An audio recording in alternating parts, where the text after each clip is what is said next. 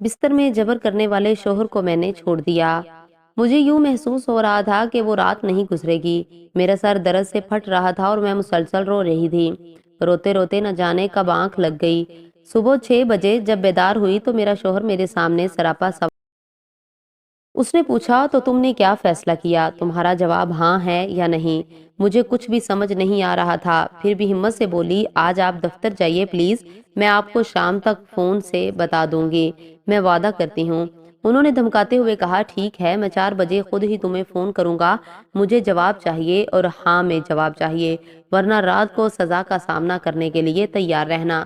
سزا سے اس کا مطلب اینل سیکس تھا، اسے پتا تھا کہ اسے مجھے بہت لہٰذا اس نے اسے مجھے پر تشدد کا طریقہ بنا لیا تھا۔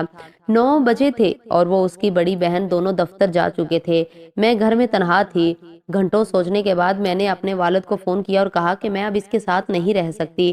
مجھے ڈر تھا کہ والد ناراض ہوں گے، لیکن انہوں نے کہا کہ بیگ اٹھاؤ اور وہاں سے باہر نکلو۔ میں اپنی اصل اسناد اور ایک کتاب کو لے کر بس اڈے کی جانب بھاگی۔ اپنے شوہر کو میسج کیا کہ میرا جواب نہیں ہے، میں اپنے گھر جا رہی ہوں اور فون بند کر دیا۔ تھوڑی دیر بعد میں اپنے عزیزوں کے درمیان اپنے گھر میں تھی۔ میں نے شادی کے 2 ماہ بعد ہی اپنے شوہر کا گھر چھوڑ دیا۔ میرا شوہر ساحل ہے، جس سے میں شادی سے 3 سال پہلے گریجویشن میں ملی تھی۔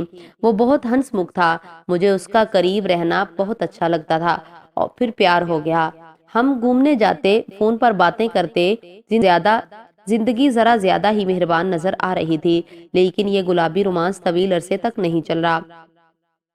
ہر چوائس رفتہ رفتہ میں نے محسوس کیا کہ یہ مساوات پر مبنی تعلق نہیں ہے جس کی مجھے خواہش تھی۔ یہ رشتہ ویسا ہی ہوتا جا رہا تھا جیسے میری والدہ اور والدہ کا تھا، صرف فرق اتنا تھا کہ ماں کچھ نہیں کہتی اور میں خاموش نہیں رہ سکتی۔ پاپا چھوٹی چھوٹی باتوں پر ممی پر چیختے اور ہاتھ اٹھاتے، ممی صرف روتی رہتی۔ ساحل سے اگر بحث ہوتی تو وہ دھکا مکی پر اتر آتا اور زبردستی قریب آنے کی کوشش کرتا۔ میں منع کرتی تو چیختا چلاتا ہے۔ ایک بار اس نے مجھ سے پوچھا بتاؤ اگر میں کبھی تم پر اپنا ہاتھ اٹھاؤں تو؟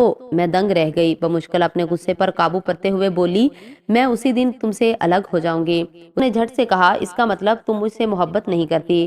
پیار میں تو کوئی شرط نہیں ہونی چاہیے۔ اس کے بعد تقریباً 1 ماہ تک ہماری بات چیت بند رہی۔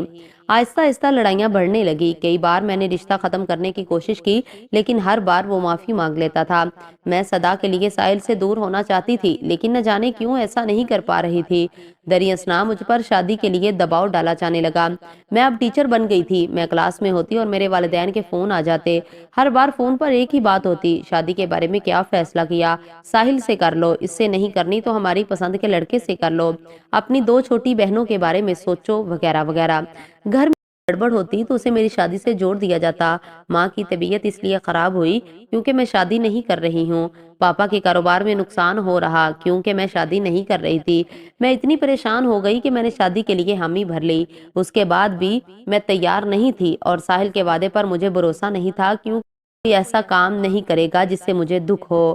شادی کے بعد میرا خوف سچ ثابت ہونے لگا۔ مجھے کٹ پتلی کی طرح اپنے اشارے پر نچانے لگا۔ مجھے شاعری کا شوق تھا، میں فیس بک پر اپنی نظمیں شیئر کرتی، اس نے اس پر پابندی لگا دی۔ میں وہی لباس پہن سکتی تھی جو وہ چاہتا تھا۔ ایک بار اس نے کہا تھا رات تک اپنی پڑھائی لکھائی کا کام نپٹا لیا کرو، مجھے خوش نہیں رکھو گی تو میں کہیں اور چلا جاؤں گا، اور کہا کرتا تھا کہ میں اسے خوش نہیں کر پاتی۔ ان ویڈیو دیکھ کر کچھ سیکھنے کی تلقین کرتا اور پھر اس کے سر پر ہیرو بننے کا شوق سوار ہو گیا اور وہ مجھے چھوڑ کر ممبئی جانا چاہتا تھا۔ اس نے کہا تم یہیں رہ کر کام کرو اور مجھے پیسے بھیجنا، پھر میں تمہارے نام پر قرض لے کر گھر بھی خریدوں گا، اور اس کے لیے اسے میری حامی چاہیے تھی۔ اس رات ہاں سننے کے لیے اس نے مجھے بستر پر دھکیل دیا اور مجھ سے زبردستی کرنے کی کوشش کی۔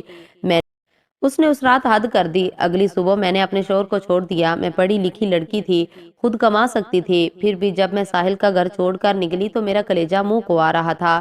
معاشرے کے ساتھ اپنے لوگوں کا بھی ڈر تھا، لیکن میرے سینے میں جمع درد اس خوف سے زیادہ تھا۔ میں اپنے 2 بہنوں سے گھری گھر پہنچی۔ میرے بال بکھرے ہوئے تھے اور رات بھر رونے سے میری آنکھیں سوجی ہوئی تھی۔ ہر بات جب لڑکیاں پہلی بار گھر آتی ہیں تو ان کے چہرے کا نکھار ہی مختلف ہوتا ہے، لیکن میرا چہرہ مرجھایا ہوا تھا۔ پڑوسیوں کی تیز آنکھوں کو سج جانے میں دیر نہیں لگی۔ میرے گھر لوگوں کا تانتا سا لگ گیا۔ سب کہہ رہے تھے ہمارے ساتھ بہت برا ہوا، कुछ लोग दिलासा दे रहे थे कि साहिल खुद मुझे वापस लेने आएगा। बाज ने कहा कि ऐसी छोटी बातों पर इतना बड़ा फैसला नहीं करना चाहिए। नहीं बातें, लेकिन ये चीजें मेरे फैसले को तब्दील नहीं कर सकी। साहिल का घर छोड़कर 7 महीने हो चुके हैं और अब मैं अपने रास्ते खुद तय कर रही हूँ।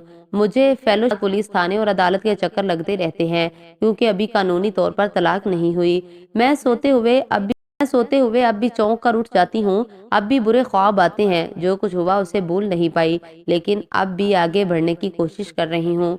रिश्ते और मोहब्बत पर मेरा एतमाद कमजोर हो गया है, लेकिन टूटा नहीं है। मैंने सोचा कि मैं खुद को कम से कम 3 साल का वक्त दूंगी। इस दौरान मैं अपना सारा प्यार खुद पर लुटाऊंगी और खुद को मजबूत बनाऊंगी।